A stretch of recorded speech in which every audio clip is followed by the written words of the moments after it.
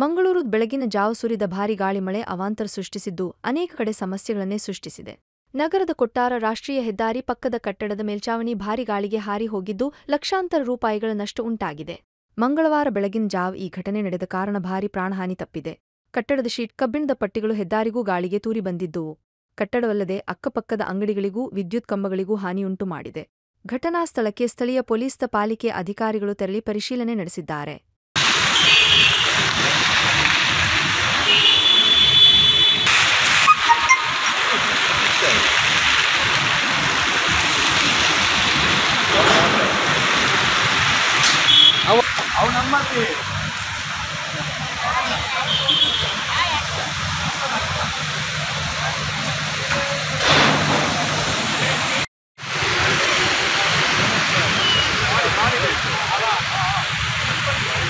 கொஞ்சம் பிஸி இல்லை.